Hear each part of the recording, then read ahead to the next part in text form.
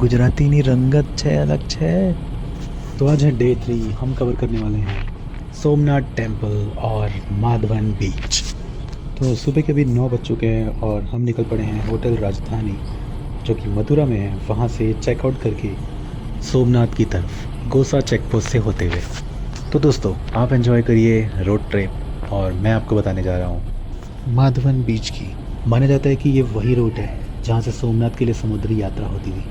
ये जगह सोमनाथ से करीब 65 to 70 किलोमीटर दूर है। समुद्र की लहरों ने ना जाने कितने युग देखे होंगे, भक्तों की प्रार्थनाएं और हम लोग की चीखें। तो अब बात कर लेते हैं हम सोमनाथ मंदिर की। तो सोमनाथ मंदिर भारत की आस्था का बैकबोन है। अरब सागर के किनारे खड़ा ये मंदिर भारत के 12 ज्योतिर्लिंग में से पहला माना जाता है। पुराणों के मुताबिक सोमनाथ मंदिर का निर्माण सबसे पहले चंद्रदेव ने करवाया था।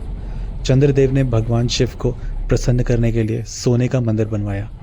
बाद में राजाओं ने इसे चांदी और पत्थर से निर्माण किया, इसलिए इसे कहा जाता है सोमनाथ, चंद्र का ईश्वर। सोमनाथ मंदिर सिर्फ शक्ति का केंद्र नहीं था, ये अखंड धन और कला का भंडार भी था। इसी वजह से बाहरी आक्रमणियों की नज़र बार बार यहाँ पड़ी। 11वीं शताब्दी में पहला बड़ा हमला हुआ और उसके बाद सोमनाथ को लगभग 17 बार तोड़ा गया। मंदिर का सोना, रत्न, कलश सब लूट लिया गया। कई बार तो भक्तों को भी नहीं बख्शा गया। ये मंदिर ने सिर्फ विनाश नहीं देखा, इसने बलि भी देखा है, बच्चों का, पुरुषों का और महिलाओं का। सोमनाथ मंदिर सिर्फ एक मंदिर नहीं था, ये भारत की सबसे अमीर और पवित्र जगहों में से एक था और इसी वजह से बार बार इस पर हमला हुए। आज हम बात करेंगे कौन कौन सोमनाथ को लूटा और क्या क्या लूट के ले गया। सोमनाथ मंदिर पर सबसे पहला और सबसे मशहूर हमला 10वीं शताब्दी में हुआ था, जो कि महमूद गजनवी ने किया था।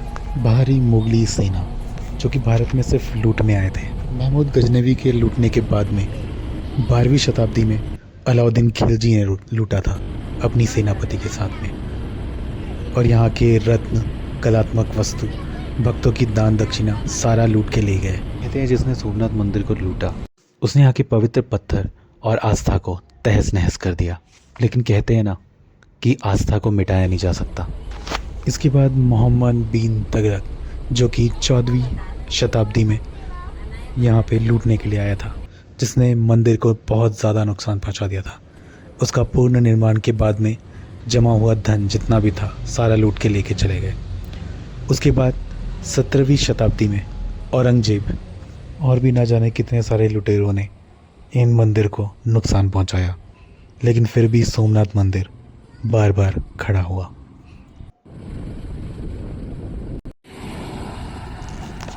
ये देखो दोस्तों, यहाँ पे काफ़ी ज़्यादा गर्मी है, धूप वूप भी निकला हुआ है एक्चुअली। और जैसे आप सोमनाथ मंदिर की ओर जाओगे ना, वहाँ पे बारिश मिलता है।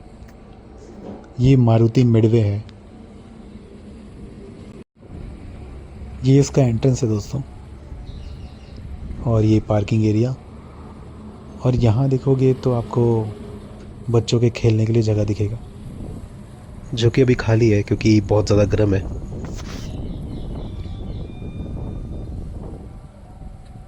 ये फाउंटेन, और देखोगे काफ़ी साफ़ सुथरा है। और इतना दूर चलने के बाद में आपका रेस्टोरेंट आएगा, मारुति मिडवे रेस्टोरेंट।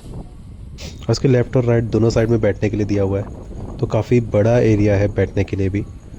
और आई गेस राइट साइड वाला जो है अपना नॉन एसी है और लेफ़्ट साइड वाला अपना एसी वाला है। जब तक कि बाकी लोग नाश्ता कर रहे हैं तब तक कि मैं यहाँ से घूम के आ जाऊँ। मुझे काफ़ी टाइम से क्यूरियोसिटी हो रही थी कि ये चीज़ क्या है।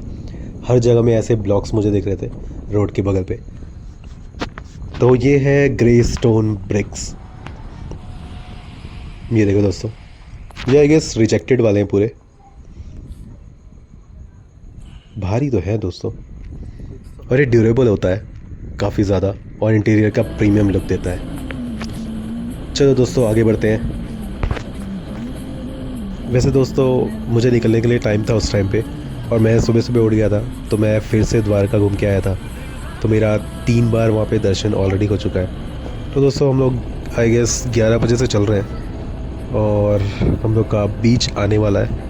और थोड़ी सी थकान है, लेकिन सोमनाथ जाने का जुनून सब कवर कर देता है।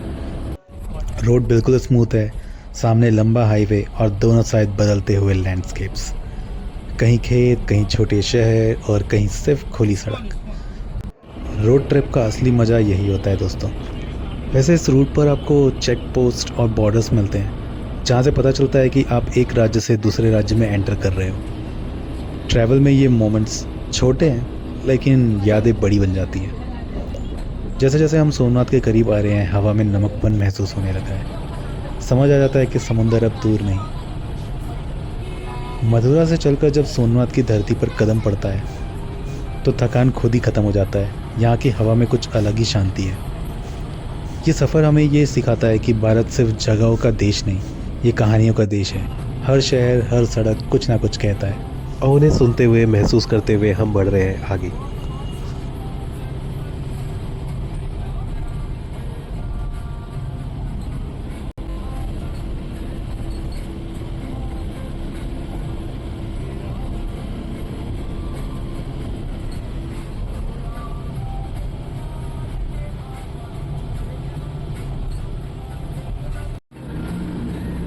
थोड़ी देर पहले ही मैं कुछ बात कर रहा था कि ये बदलते लैंडस्केप, काफ़ी मज़ा आ जाता है यहाँ पे ट्रैवल करके।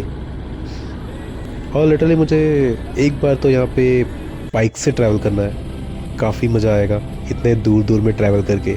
और हर एक जगह हम लोग अपने टाइम पे रोक सकते हैं। अब ये नज़ारा देख के आप लोग को समझ में आ ही रहा होगा कि हम लोग जाने वाले हैं बीच के पास, जो कि ज़्यादा दूर नहीं है, थोड़ा दूर में ही है। बस कुछ देर का इंतज़ार और आपके सामने आ जाएगा बीच।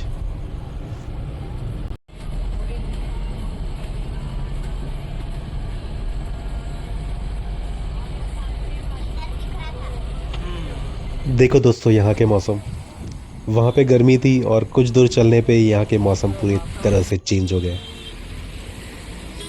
देख के ऐसा लग ही नहीं रहा कि यहाँ पे लिटरली गर्मी थी। कुछ देर हम लोग पहले धूप से जूझ रहे थे और अभी देखो। चलो भाइयों, आगे चलते हैं। और ये है किडनैपिंग वैन। मजाक कर रहा हूँ दोस्तों। यहाँ पे भी कैमल राइड आपको मिल जाएगा और इसका एंट्रेंस इतना सुंदर है, तो आगे जाके तो काफ़ी ज़्यादा सीन अच्छा होने वाला है।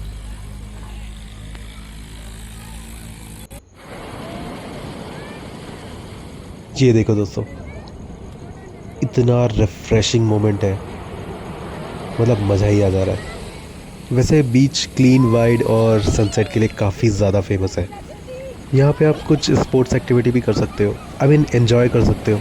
ऐसे ऑल नो कि मैं एनिमल लवर हूँ और मैं बिल्कुल भी कैमल राइड, हॉर्स राइड या फिर एलिफेंट राइड नहीं करता जनरली, क्योंकि काफ़ी लोग उसमें जब बैठते हैं तो उनकी जो स्पाइंस रहते हैं वो बेंड हो जाते हैं। तो वैसे हम लोग जितने बजे पहुँचे हैं, ये 2 या 2:30 बजे का टाइम है, फिर भी ऐसा देख के लग नहीं रहा। और so let me be very practical.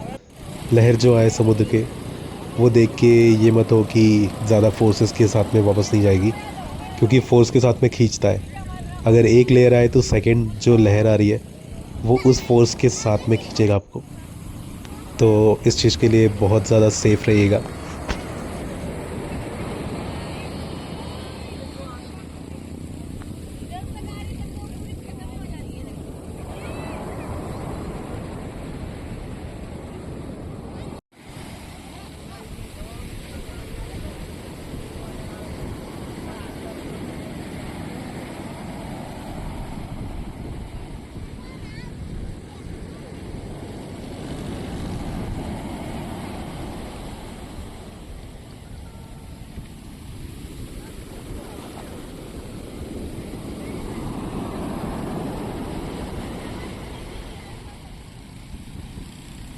चलो दोस्तों, अब अपनी बारी है लंच करने की। तो हम लोग रुके हैं होटल मधुवन में, जहाँ पे हमारे पास इतनी सारी वेराइटीज़ है। तो एक एक करके मैं ये बताऊंगा। सबसे पहले मैं प्लेट में ले लूँ, क्योंकि काफ़ी दूर दूर है दोस्तों।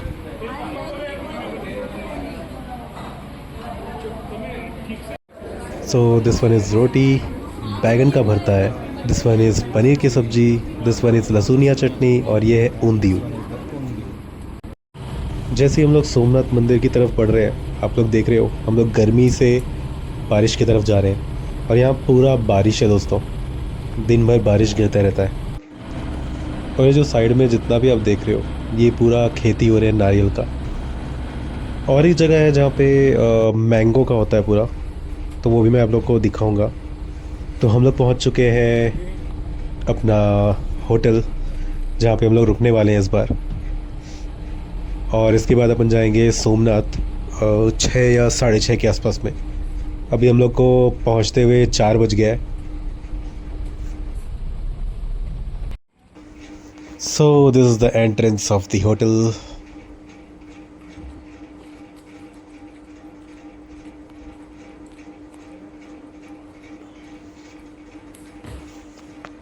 और हमारे काफ़ी सारे बैग्स हैं। And this is the waiting area. And front में आपको जो दिख रहा है वो है आपका रिसेप्शन एरिया। बुकिंग हो चुका है ऑलरेडी, बस हम लोग को अपना आईडी कार्ड देना है और फिर अपन चलेंगे 3rd वाले फ्लोर पे। हम लोग को जो रूम मिला है वो है 302। So this is the entrance और यहीं से हमारा लगा हुआ है वॉशरूम। काफ़ी साफ़ है दोस्तों, टॉवल भी दिया हुआ है और ये सेपरेट दिया हुआ है नहाने के लिए, शावर एंड शैम्पू जेल।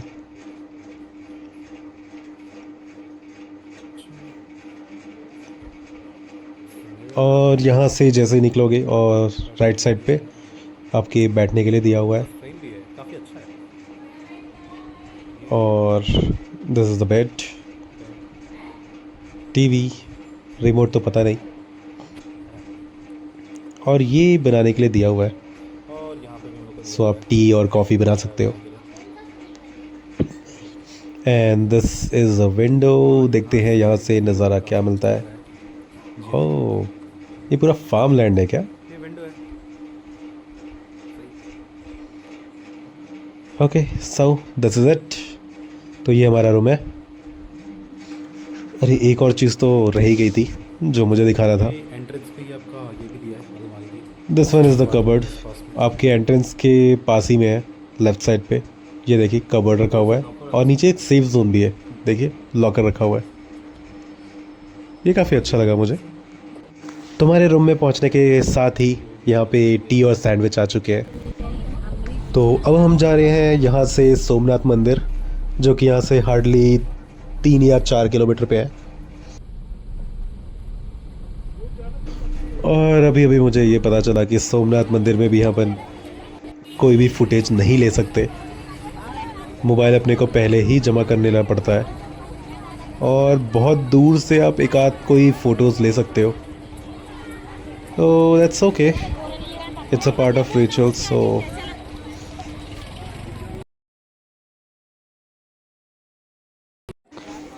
ये आपको एग्ज़िट के टाइम पे मिलेगा दोस्तों। इस टाइप का एक स्ट्रक्चर बना हुआ है। तो ये जो काफ्स करके रखा हुआ है ये पहले के टाइम का जो एरा है उस चीज़ को डिनोट करता है। और बाकी हमारी हिस्ट्री तो मैं आपको ऑलरेडी बता चुका हूँ कि कितने लोगों ने लूटा है सोमनाथ मंदिर को, और लेकिन सोमनाथ मंदिर फिर से खड़ा हुआ है। सारे मुगली सेना उन्होंने पूरा लूटा था सोमनाथ मंदिर को और कई बार। So at the end it's time to take a dinner और हम जा रहे हैं। तो मैं आपसे मिलता हूँ डे 4 के लिए, और डे 4 जल्दी आएगा दोस्तों। डे 3 के लिए मुझे एक्चुअली टाइम ही नहीं मिल रहा था, मैं किसी चीज़ में फंस गया था। तो अभी मुझे टाइम मिला है और मैं होप सो इन चीज़ों को जल्दी लेके आऊँ।